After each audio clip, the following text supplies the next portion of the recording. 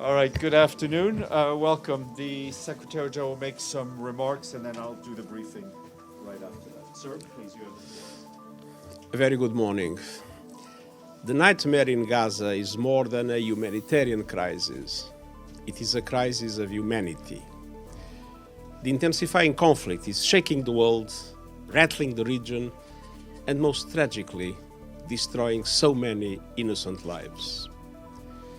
Ground operations by the Israel Defense Forces and continued bombardment are hitting civilians, hospitals, refugee camps, mosques, church, and UN facilities, including shelters. No one is safe. At the same time, Hamas and other militants use civilians as human shields and continue to launch rockets indiscriminately towards Israel. I reiterate my utter condemnation of the abhorrent acts of terror perpetrated by Hamas on 7 October and repeat my call for the immediate, unconditional and safe release of hostages held in Gaza. Nothing can justify the deliberate torture, killing, injuring and kidnapping of civilians. The protection of civilians must be paramount. I'm deeply concerned about clear violations of international humanitarian law that we are witnessing. Let me be clear, no party to an armed conflict is above international humanitarian law. Ladies and gentlemen of the press, Gaza is becoming a graveyard for children. Hundreds of girls and boys are reportedly being killed or injured every day. More journalists have reportedly been killed over a 4-week period than in any conflict in at least 3 decades. More United Nations aid workers have been killed than in any comparable period in the history of our organization. I salute all those who continue their life-saving work despite the overwhelming challenges and risks.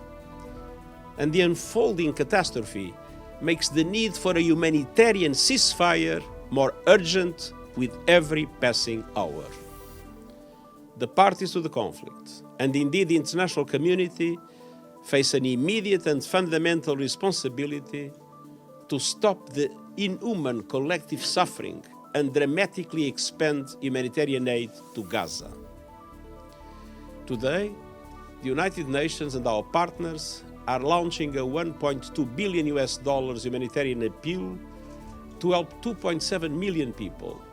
That's the entire population of the Gaza Strip and 500,000 Palestinians in the West Bank, including East Jerusalem. Some life-saving aid is getting into Gaza from Egypt through the Rafah crossing. But the trickle of assistance does not meet the ocean of need. And let's be clear, the Rafah crossing alone does not have the capacity to process 8 trucks at the scale required. Just over 400 trucks have crossed into Gaza over the past 2 weeks, compared with 500 a day before the conflict. And crucially, this does not include fuel. Without fuel, newborn babies in incubators and patients on life support will die. Water cannot be pumped or purified. Raw sewage could soon start gushing onto the streets, further spreading disease. Trucks loaded with critical relief will be stranded. The way forward is clear. A humanitarian ceasefire now. All parties respecting all their obligations under international humanitarian law now. This means the unconditional release of the hostages in Gaza now. The protection of civilians, hospitals, UN facilities, shelters and schools now. More food, more water, more medicine, and of course fuel entering Gaza safely, swiftly, and at the scale needed now. Unfettered access to deliver supplies to all people in need in Gaza now. And the end of the use of civilians as human shields now. None of these appeals should be conditional on the others. And for all of these, we need more funding now. In addition, I remain gravely concerned about rising violence and an expansion of the conflict. the occupied West Bank, including East Jerusalem, is at a boiling point.